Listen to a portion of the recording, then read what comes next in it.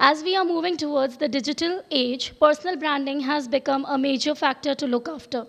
Basically, personal branding is the practice of marketing people and their careers as brands.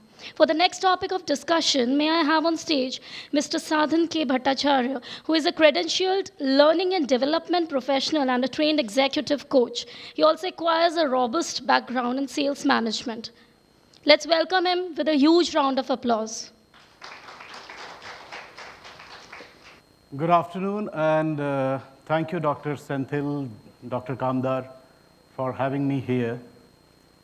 I must appreciate and acknowledge the fact that the very first edition of Opthal has the potential to turn out to be a TEDx. I'd like to slightly change my flow and the pattern. I would like to make it a little interactive, if that is okay with the audiences at this point of the day. Yeah. Can I have a shout out? Yeah. Initially, it wasn't supposed to be, but I think now, at this time of the day, and seeing the exit of some of our members who had been since morning, I think it's appropriate to have little engagement. So we talked about personal branding. Many of you might know, or most of you might know about personal branding, but let me again come over and circle back to any one of you and feel free. What's been your understanding of this phrase called personal branding? And how does that relate to your profession, being a medical practitioner? Anyone can come over. I'd like to make it a little interactive at this time.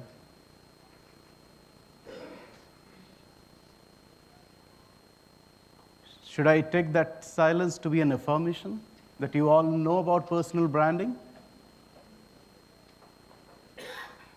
The reason I'm, sorry. Okay. Sorry? Okay.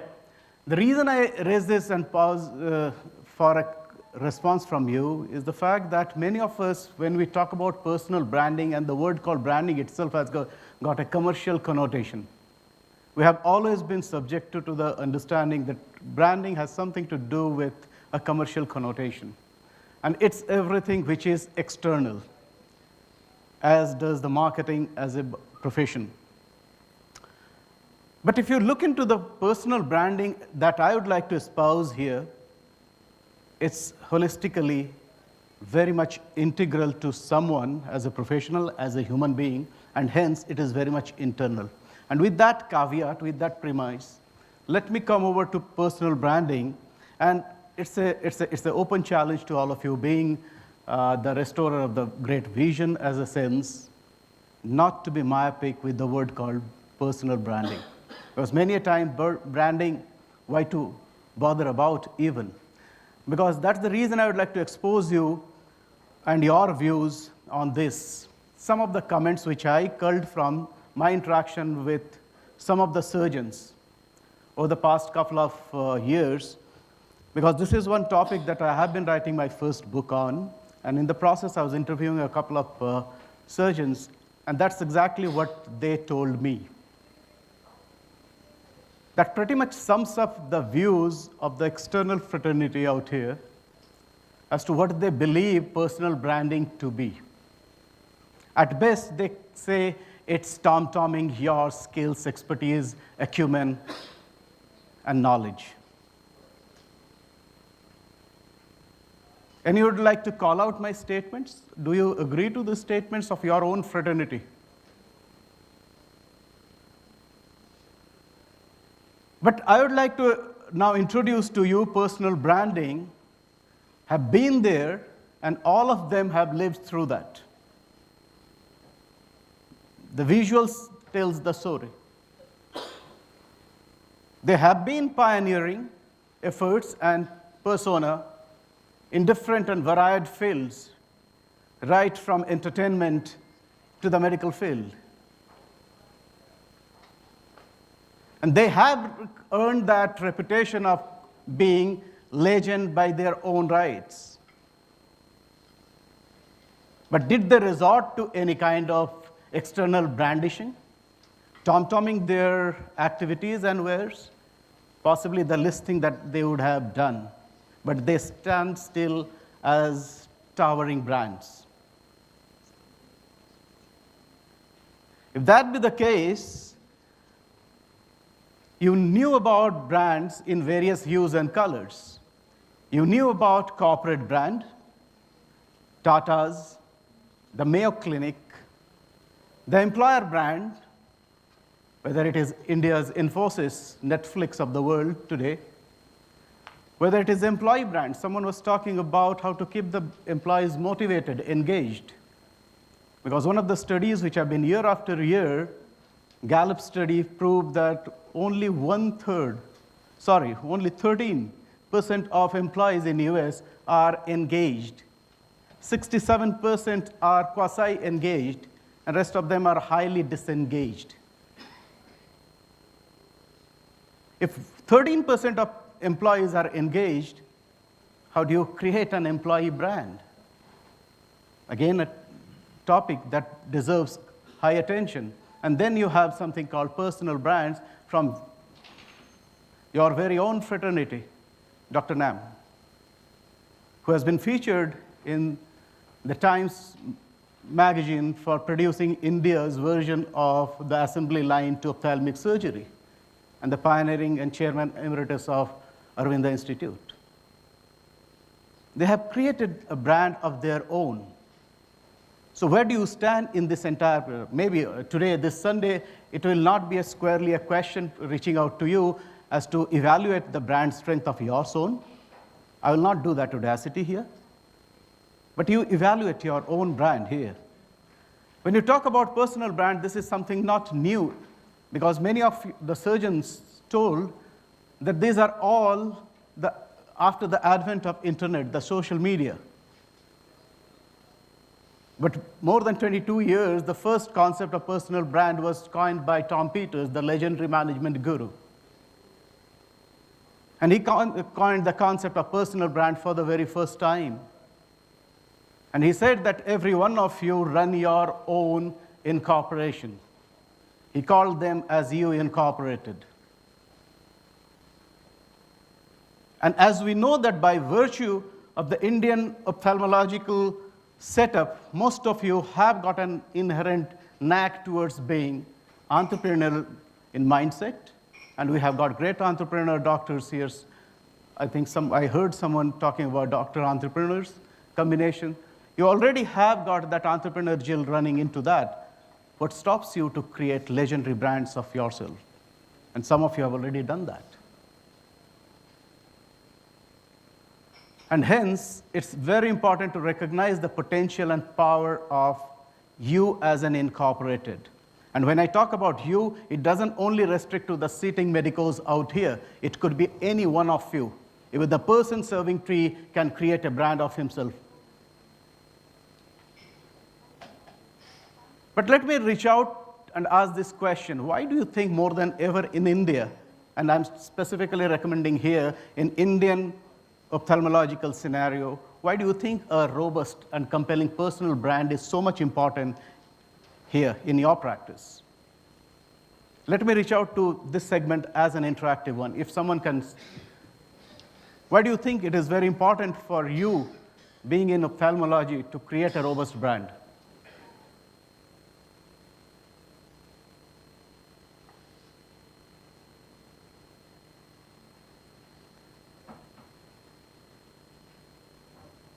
Isn't it the segment of the healthcare industry which has seen the robust pipeline of innovation over the years, more than any other field of healthcare? One of the top tier of innovation producing healthcare industry segment. It has got strong entrepreneurial roots, specifically in India and abroad as well, as we have seen. Almost 1/3 of blindness, we host them.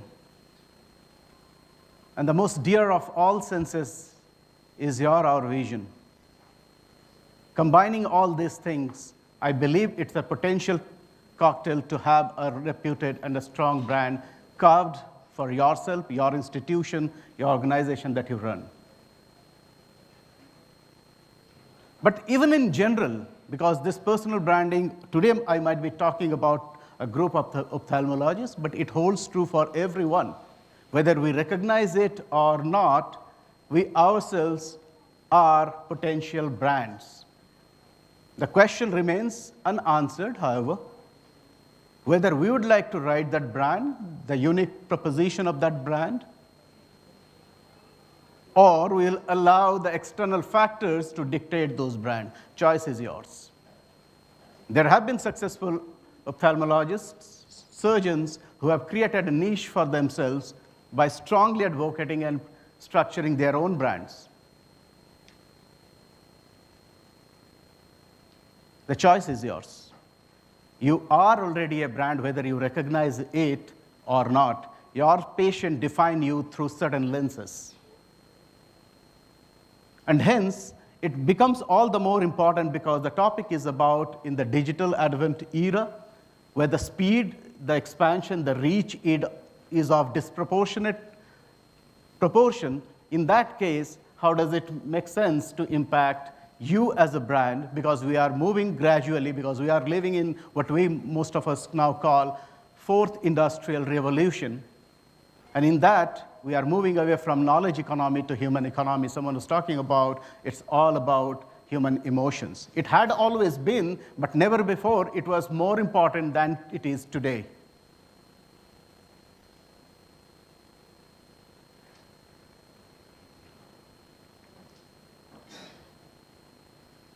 Talking about the returns and the investments made, the capital infused. If you look into the Gen Z, and I'm sure the new doctors who are being freshly minted out of the colleges, when they start, I was hearing again, how do they create their own practice in today's era? Maybe their whole attitude towards creating their own practice would be vastly different from what it used to be 25 years back. We are seeing that already in practice in most of the consumer domain. They don't want to retain and own a car, house. For them, it's a shared economy. Will that eventually be the case for building up their own practice going forward? The question remains wide open and to be answered by them. If that be the case, we are seeing a definitive shift in their mind space where they are no longer driven pure motto of financial gains. To them, purpose, their meaning in life is, if not more, equally important. How do we are capitulating on those things? If you are running a senior institution, and possibly many of you in this room are, in that case, the questions to be asked, how do we motivate, integrate them with our own philosophy? Because they come with a very different mindset. The Gen Z of the surgeons that would be freshly minted out. For them, purpose is, if not more, equally important as the financial gains. We are seeing the declining age of corporations. The Standard & Poor's list of organizations are fast vanishing. Not even 27 years, they stay alive. While that curve is slowly flagging down, the human longevity curve is inching up.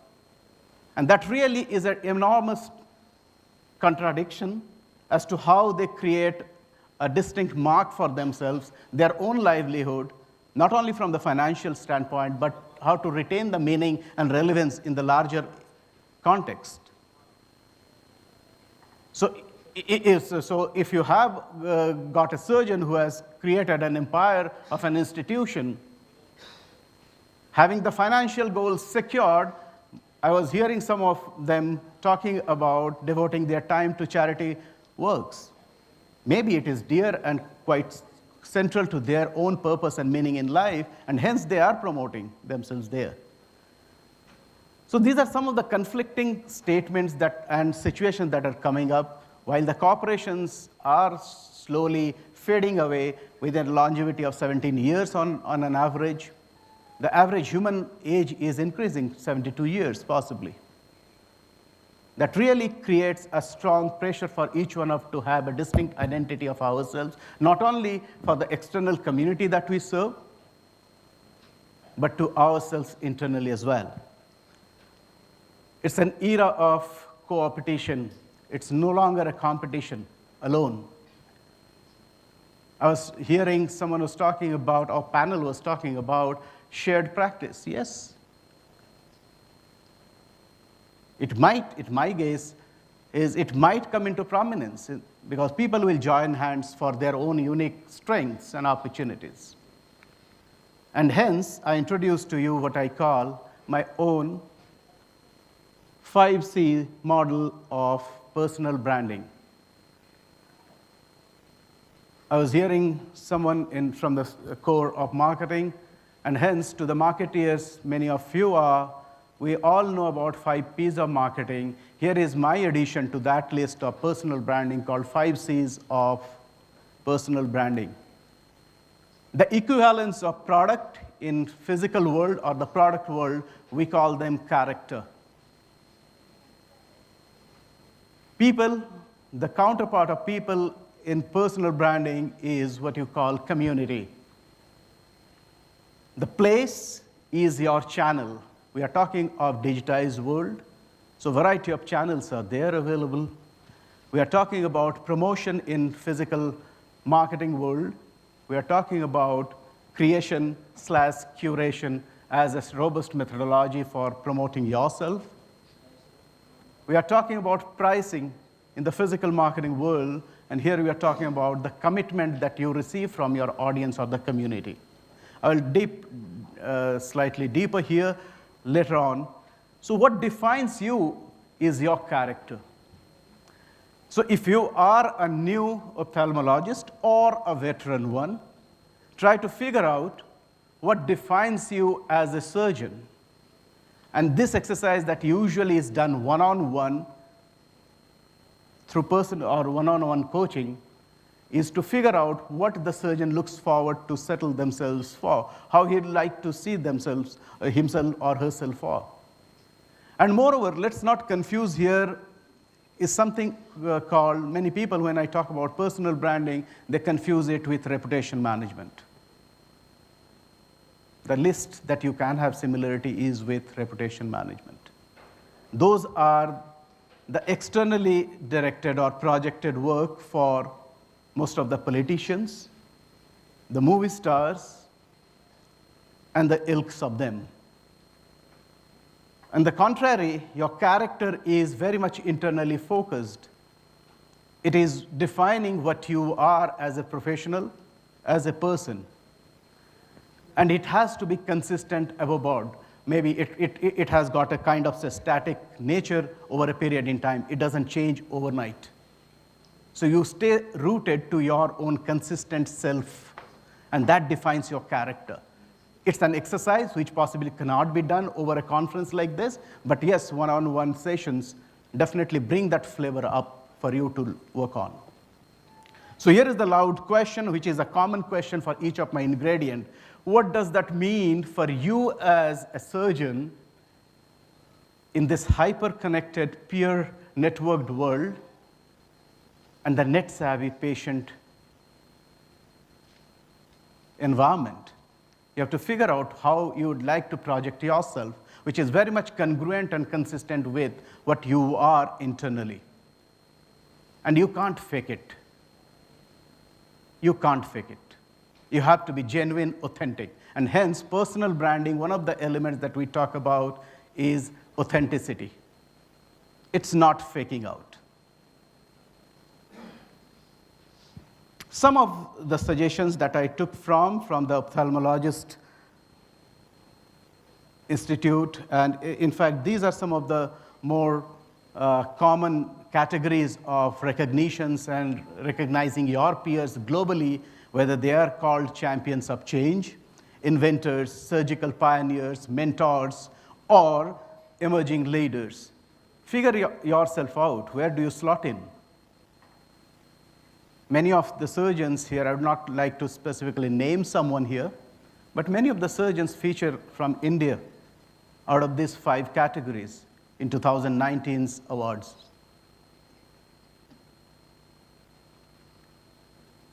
Second comes the equivalent of people in the marketing world. In your personal branding, which community do you stand for, do you serve? Of course, the obvious answer is the patient community, but which slotting, which category of patients that you would like to relate to the most, you would like to create a niche for yourself. What value do you create for that community?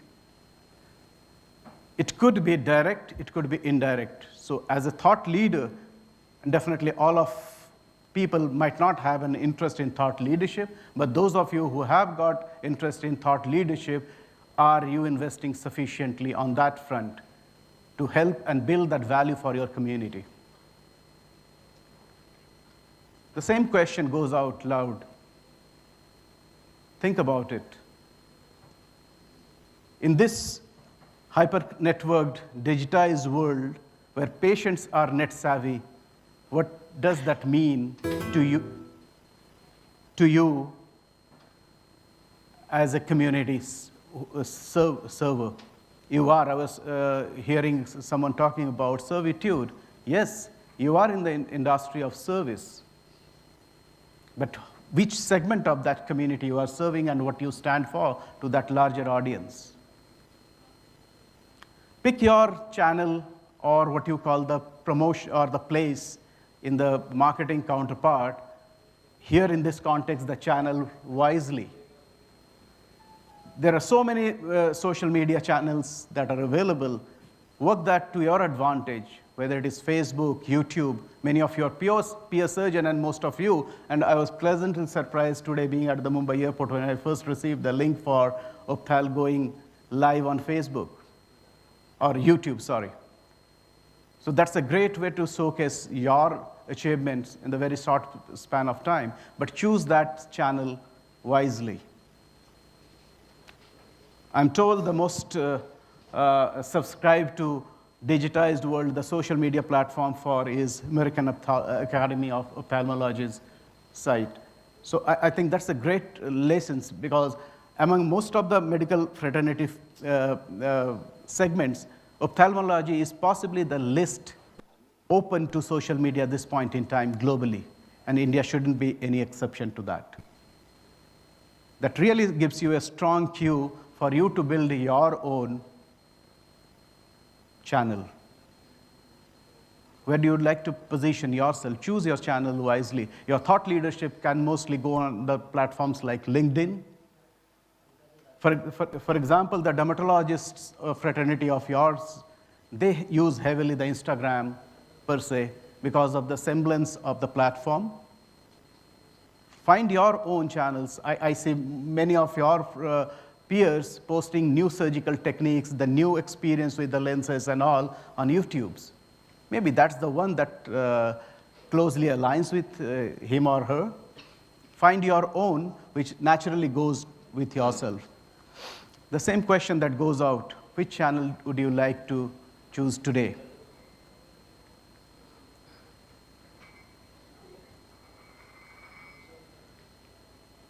Talking about promotion of the marketing counterpart, here is what you create and curate.